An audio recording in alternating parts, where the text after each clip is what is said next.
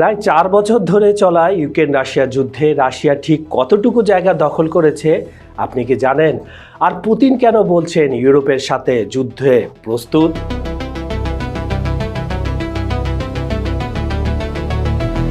বন্ধুরা, খবর সংযোগের আন্তর্জাতিক অঙ্গনের বিহাইন্ড দ্য সিনের অনুষ্ঠানে আজকে আমরা বুঝবো পুরো সিচুয়েশনটা। শেষ পর্যন্ত থাকুন, কারণ এখানে যে ইনফরমেশন আছে সেটা শুনলে চমকে যাবেন। অনুরোধ রইল পুরো ভিডিও দেখে লাইক, কমেন্ট ও শেয়ার করে আমাদের সঙ্গে থাকুন।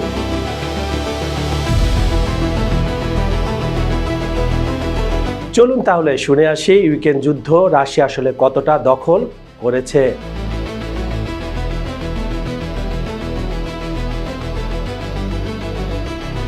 2022 সালের 24শে ফেব্রুয়ারি, সেদিন ভোরবেলা পুরো ইউক্রেন জুড়ে শুরু হয় মিসাইল হামলা।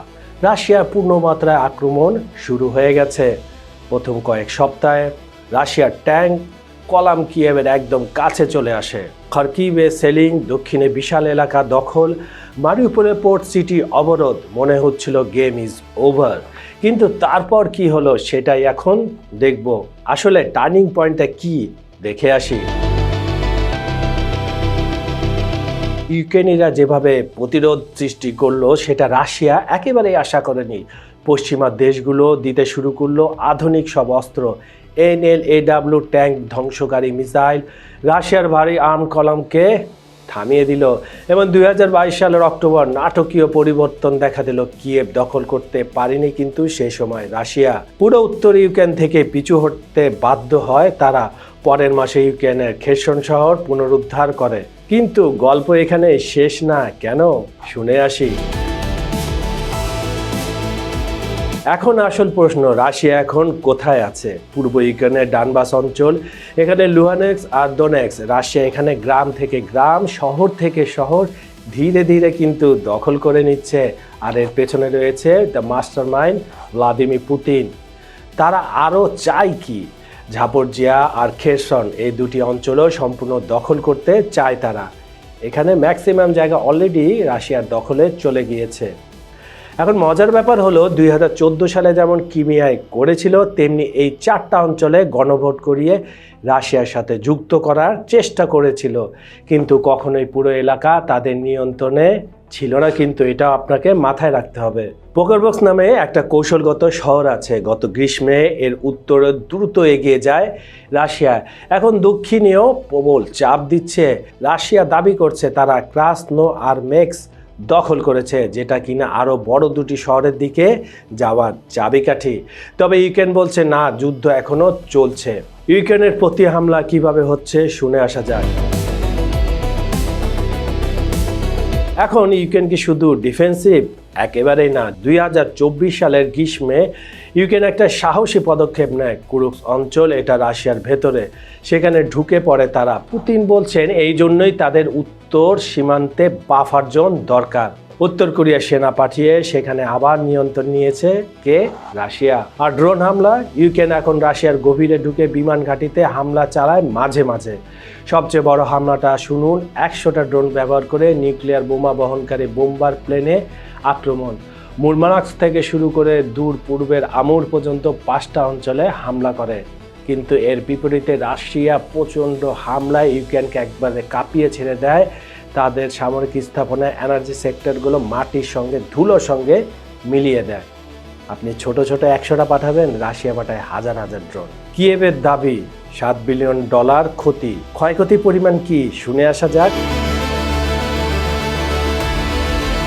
এতক্ষণে মনে প্রশ্ন আসছে, মানুষের ক্ষয়ক্ষতি কেমন হয়েছে? যারা মিলিটারি অ্যানালিস্টদের অনুমান, রাশিয়ার 1,65,000 থেকে 2,35,000 সেনা নিহত হয়েছে। আর ইউক্রেনের জেলেনস্কি বলেছেন 43,000। তবে পশ্চিমা বিশেষজ্ঞরা মনে করেন আসল সংখ্যা কয়েক লাখ হবে। আর নিরপেক্ষভাবে এটা 3 থেকে 4 লাখ এবং কি 5 লাখ সৈন্য হতে পারে। তারপরে সৈন্য শুধু মরছে না, তাদের লাখ লাখ হাজার হাজার সৈন্য যুদ্ধের ময়দান থেকে পালিয়ে যাচ্ছে। এটাই হলো প্রায় 4 বছর হতে যাওয়া যুদ্ধের ভয়াবহ বাস্তবতা। ট্রাম্পের পিস ডিল কি বলছে? এখন আসি সবচেয়ে গরম টপিকে, ট্রাম্পের পিস ডিল। ট্রাম্প ক্ষমতায় আসার পর থেকে শান্তি আলোচনায় চাপ দিচ্ছিল বারবার। গত মাসে একটা খসড়া প্রস্তাব এসেছে যুক্তরাষ্ট্র রাশিয়ার দিক থেকে। এর আগেও আমরা জানি আলাস্কা, ওভাল অফিস, তারপরে মস্কো 28 দফা, 19 দফা, সুপার রিফাইনিং 22 দফা, তার আগে রাশিয়া দিয়েছিল 6 দফা। এই যে দফা রফার খেলা, এখানে ট্রাম্পের এই পিস ডিল ঢুকে পড়েছে। আর এই প্রস্তাবে কি আছে? রাশিয়া পাবে কি? লুহানেক্স, ডোনেক্স আর ক্রিমিয়া সম্পূর্ণভাবে, মানে পুরাটা। আর জাপোরজিয়া আর খেরসনের যেসব অংশে তারা কন্ট্রোল করে, ইউক্রেনকে ছাড়তে হবে সেই সব অঞ্চলগুলো। আর ডোনেস্কের যেসব অংশ এখনও তাদের হাতে আছে। সেনাবাহিনীর সাইজ কমাতে হবে কার? ইউক্রেনের। আর ন্যাটোতে তো যোগ না দেওয়ার প্রতিশ্রুতি, এটা অলরেডি জেলেনস্কি 2 দিন আগেই বলে দিয়েছে। ইউক্রেনের পক্ষে এখন আর ন্যাটোতে প্রবেশ করার কোনো সুযোগ নেই। গাধা পানি খায়, ঘোলা করেই খায়। বিনিময়ে কি পাবে ইউক্রেন? রাশিয়া অন্যান্য দখলকৃত ছোট্ট এলাকা থেকে সরে আসবে। তারপর কি হবে? যুদ্ধ থামবে। জেলেনস্কি পরিষ্কার বলেছেন ডানবাস ছাড়বে না, কারণ রাশিয়া পরে আবার এটাকে ঘাঁটি বানিয়ে আক্রমণ করার সুযোগ পাবে। কিন্তু চাপও আছে, যুক্তরাষ্ট্রের সাপোর্ট না পেলে ইউক্রেন কতদিন মাঠে টিকতে পারবে? কারণ ন্যাটো ইউরোপ যে জেলেনস্কিকে শুধু কথা দিয়ে ভুলিয়ে রাখে, এটা প্রমাণ হয়েছে। প্রথম দিকে কিছু অস্ত্র দিলে এখন সেই অস্ত্রের পরিমাণ একেবারে কমে গিয়েছে। কি অবস্থায় রয়েছে রফা দফা? ট্রাম্পের বিশেষ দূত স্টিভ উইটকফ আর জামাতা ড্যারেন কুশনার এরা মস্কোতে বৈঠক করেছেন গত সপ্তাহে। পুতিন কি বলেছিলেন? ইউরোপের সাথে যুদ্ধে যেতে চাই না, কিন্তু তারা যদি চায় রাশিয়া প্রস্তুত। এটা হুমকি নাকি ব্লাফ? পুতিন বলেছেন যুক্তরাষ্ট্রের প্রস্তাব তিনি দেখেছেন, ভবিষ্যতে এটা ভিত্তি হতে পারে আলোচনার। কিন্তু পরে ক্রেমলিন বলছে কি এবার ইউরোপিয়ানরা খসড়ায় পরিবর্তন এনেছে। মানে কি দাঁড়ালো? একেবারে আবার সেই অনিশ্চয়তা। জেলেনস্কি বলছেন আলোচনা গঠনমূলক ছিল, কিন্তু সীমান্তের প্রশ্ন সবচেয়ে কঠিন। কি প্যাচের উপরে প্যাচ, জিলাপির প্যাচ। এই রাশিয়া বলছে ঠিক আছে, ইউক্রেন বলছে ঠিক নাই। আবার দুই দল যখন সামান্য একটু আগাচ্ছে, তখন ইউরোপ এটা প্যাচটা লাগিয়ে দিচ্ছে। আর এই গিট্টুটা খোলার চেষ্টা করছে কে? ট্রাম্প। রণকৌশল বিশ্লেষণ।